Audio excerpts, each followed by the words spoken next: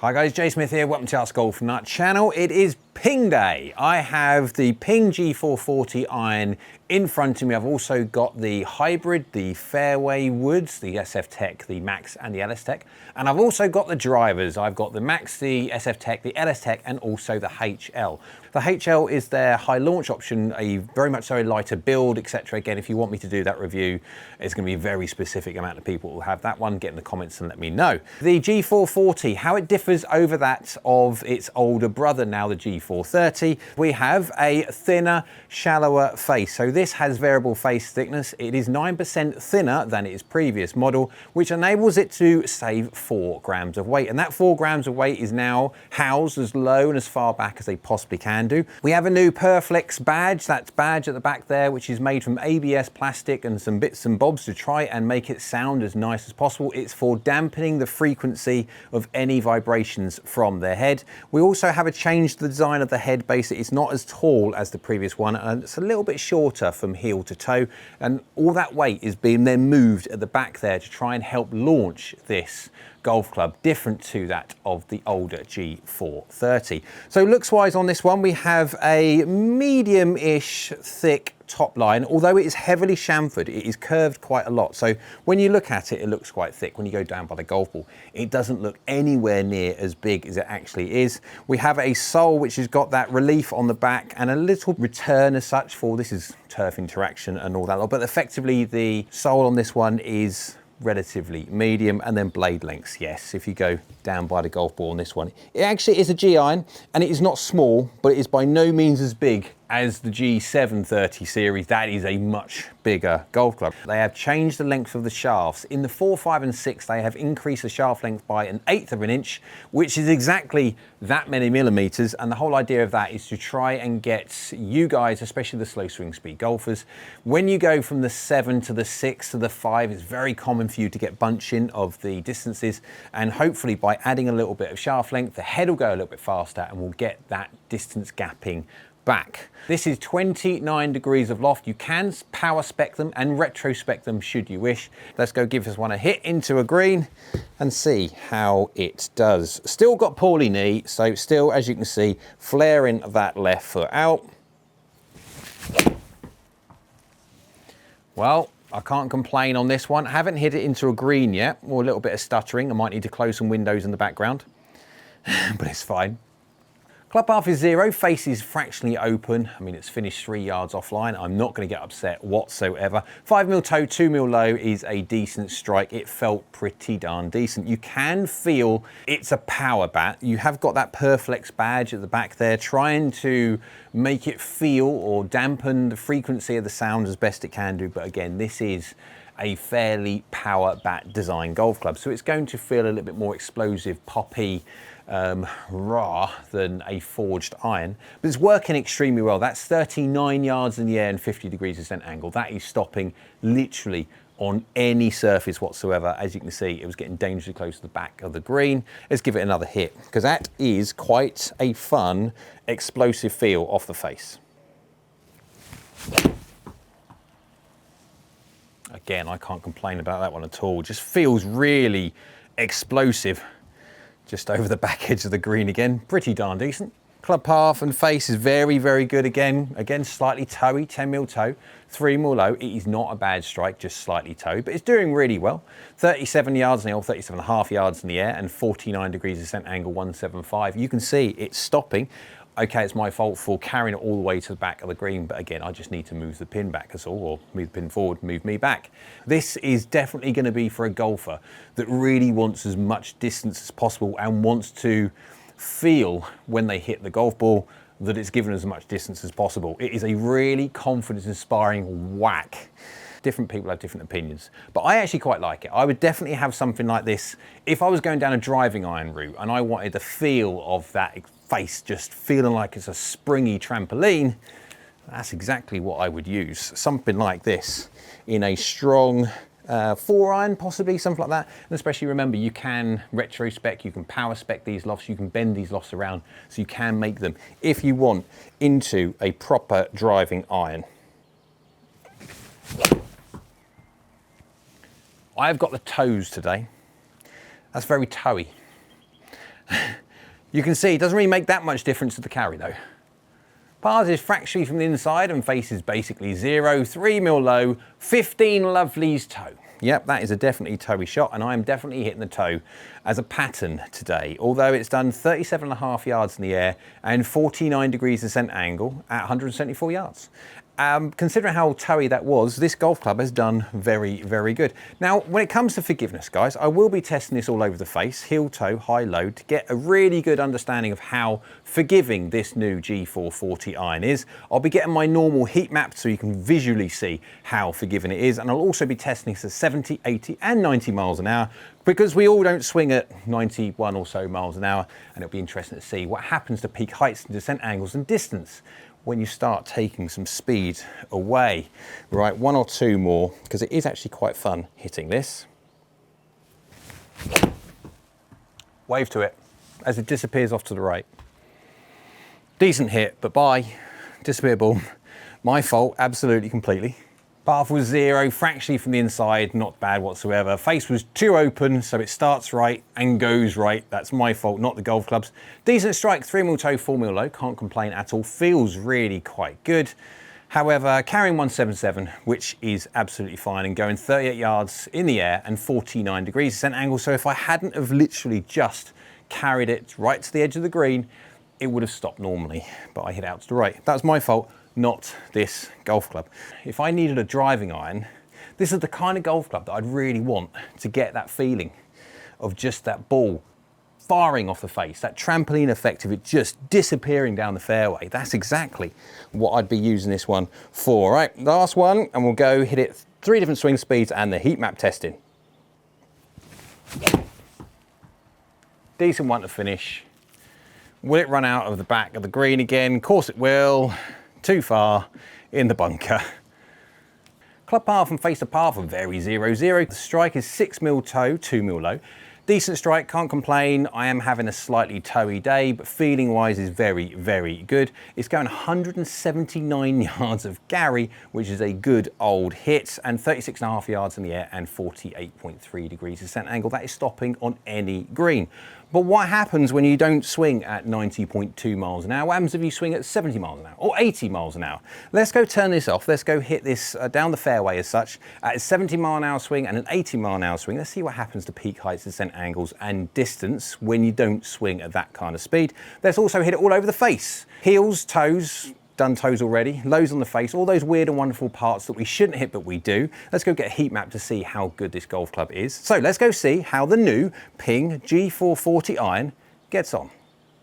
All the shots now hit with the Ping G440 iron at 3 different swing speeds, 70, 80 and 90 miles an hour. Also captured the fun heat map testing where I get a visual indication of how forgiving this golf club is from not quite middle shots. On the screen you can see it's the 3 different swing speeds. I've got the ball data on top and the club head data underneath. We'll do the club head data in a sec. But you've got the red there, which is 70 miles an hour, the yellow, which is 80 miles an hour, and the blue, which is 90 miles an hour. Let's go quickly do the red first, the 70 miles an hour. Go straight to 137 yards, which is a good number for a 70 mile an hour swing speed. This iron is definitely, the face speed on this iron is improved of that over the G430 for sure. It's doing really well. Peak height at 22 yards in the air and descent angles at 39.7, so close to 40 degrees. Guys that have watched my content before know that I like seeing irons go in at 45 degrees. That's the descent angle of control going into a green. That's going to enable you to control the golf ball when it hits the putting surface. In reality, guys, 40 to 45 degrees will give you absolutely enough control on most greens. When you start going in below 40 degrees, that's going to be lap of the gods. You're going to have to play at a very, very soft golf course. If not, that golf ball is going to be pitch and roll out the back. 39.7 is dangerously close to 40 degrees. And remember, these can be retrospect. And so I could see these 29 degree heads. If you were to bend them fractionally weaker, yes, you'd lose a little bit of carry, may go down to 134, 135, but you will be over the 40 degree mark, and then you'll be guaranteed to get that golf ball stopping when it goes into a green. As soon as you go to 80 miles an hour, the yellow, 160 yards of carry, 31 yards in the air, 45.5 degrees descent angle. Absolutely, that is stopping on any green. With an 80 mile an hour swing, yes, you can have a conversation with a 6 iron, absolutely, where you couldn't have that with the 70 mile an hour swing. Possibly dependent on how you swing and how you deliver loft, you might even have the conversation with a 5. Remember, Ping in the 4, 5 and 6, they add an 1/8 of an inch to every one of the shafts over the normal 1/2 inch increment, and that basically is there to try and give you a bit more extra gapping when you start going into the longer irons. As soon as you go into the 90 miles an hour, the blue, the world is your oyster. You can have what you want. 181 yards of carry, 40 yards in the air, and 50 degrees descent angle. That is stopping on any green. Absolutely, you can have a conversation with 6 iron, 5 iron, and most probably even the 4 iron. At that kind of performance, it's very, very good. Club head data, we've got 70.4, 80.6, 90.3 within 0.3 of a mile an hour on all the 10 mile an hour jumps. We've got efficiencies 1.38, 1.37, 1.37. Efficiency is a measure of bang for your buck. How much ball speed do you get for your club head speed? And loft 25.7, 26 degrees and 25.9. 0.3 of a degree difference between all 3 data sets, and you've got my face impact, my strike point on there for you to see. If you prefer a bit more of a graphical representation rather than tabular data, on the screen you can see basically the picture version of what we've just been speaking about. Some people learn much better that way than they do streams of information. So how forgiving is the Ping G440 iron? When you don't quite hit the middle, you don't just hit the toe what I did in camera, you hit heel and low as well. On the screen you can see I've got the heat map. So how to read this, colourful as it is. Basically green is great, yellow is absolutely fine, orange is and red is please don't hit me there. And how to read this, we've got at the top there, we've got from 0 to plus 22 on the left hand side, that is the toe, and minus 22 on the right hand side, that is the heel. We are looking at the face on, and then you've got vertically high and low as well. That blue line, that's turf interaction line. If you interact with the golf ball above that line, as in you'll hit heavy, high on the face, you'll be hitting the ground first, and you haven't got to worry about how efficient a golf club is high on the face when you're taking a cubic yard of wherever you are in the world out first. So I would absolutely suggest you don't hit a golf ball heavy. You can get away with thin. So how forgiving is it? You can actually move all the way to say 15 millimeters off the toe on the left hand side and say 0 high, and that is 3%. What does 3% mean? That's 3% drop off of the ball speed which you will create out of the middle. And so depending on how much ball speed you drop is to how forgiving it is. You can go all the way to 22 millimeters toe on the left hand side and 0 high. That's still 4%. Not bad. It's slightly worse off the heel. Again, if you go all the way to 22 millimeters heel and 0 more height, it's up to 5%. However, at 22 millimeters, you'll go to the next screen, you'll understand why you haven't got to worry about how forgiving the golf club is at 22 millimeters, because there's a reason for that. Well, let's go over to it. I'll show you what I mean. This is what the heat map shows on the actual golf club, and you can see that red strip there. Now that red strip, what does it mean? Well, going back to the 22 millimeters heel thing, the problem is by hitting 22 millimeters heel, in and around that point, you are going to be interacting with the hosel. So you haven't got to worry about how efficient a golf club is or how efficient the face is if you're going to hit the hosel and the golf ball's going to go off at a weird and funny angle. Everyone knows when they've hit a hosel rocket, what happens to the golf ball? It doesn't go to target. So you haven't got to worry about efficiency when the golf ball's going at a weird and wonderful. Yeah. What does it actually mean? Well, if you look at the image on the screen now, we have a makeshift hole. This is 155 yards carrying over water, forced carry, with a green at 27 yards deep. It's the average kind of green. On the left-hand side, you've got the tables. One's in yards, the bottom one's in meters, because they all don't measure things in the exact same way. But let's just go by the top there. Let's go that distance, 155 yards. And if you go to the top, you've got 1%, 2%, 3, 5, 8, and 10%. That's effectively the drop-off miss, going back to the heat map that we've just seen. And so let's just go back to that heat map. Let's go to that 50 millimeters toe, 0 more high at 3% drop-off. What does it mean? Well, if you use this table from 155 yards at 3%, you'll have a 14-foot putt. You're carrying all the way to the middle of the green and in a middle shot, that's the whole idea, and see how much drop off you get. You can see by the image, you have to go well into the orange, into the red to get to a point of where you're going to go in the drink, basically. You're not going to get the carry and you are going to cost yourself some shots. Going back to the fact of the heat map, you have to hit this golf club in some weird and wonderful spots to get to a point of where you are missing the green. It is a decent golf club, I will say that. Now, the whole idea of this is not necessarily to compare this against the G430. I will be doing a full video review comparing old v new, but I just want to show you the improvements that Ping have made in its functional use. Remember, this is the same loft. There's no loft change between the 7 irons in the G430 and G440.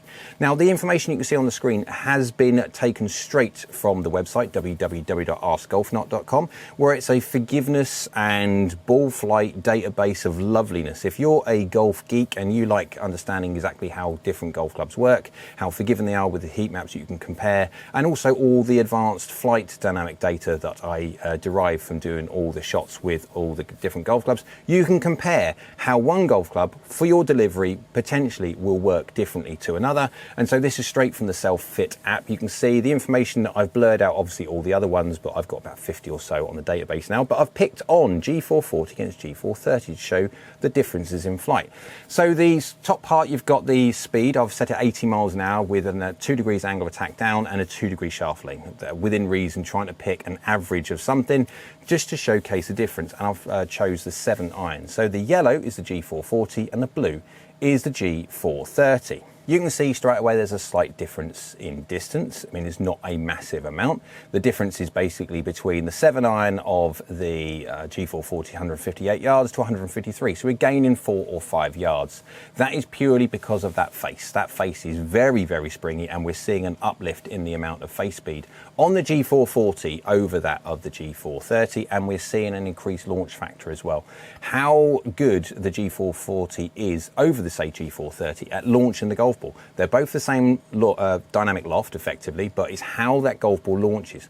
Effectively, we're measuring center of gravity, how low that center of gravity is, which will enable that golf ball to be launched higher.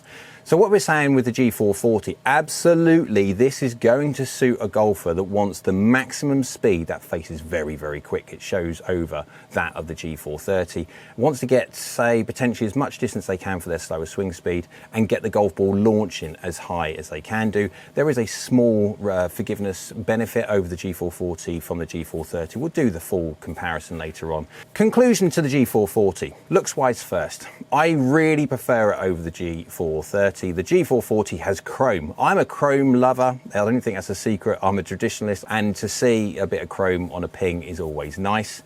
When it comes to the feel, it is a game improvement iron. It has got that Perflex badge at the back to try and dampen frequency. There's only a certain amount it can do.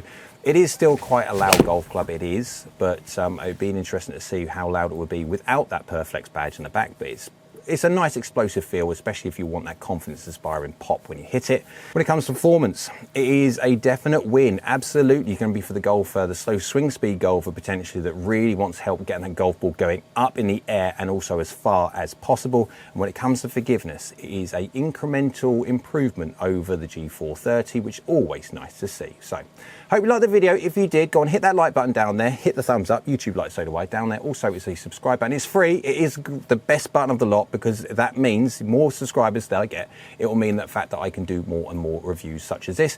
And while you're at it, down there is a bell icon. That's a notification bell. If you click that one, that will notify you next time I upload another video. Hope you're well.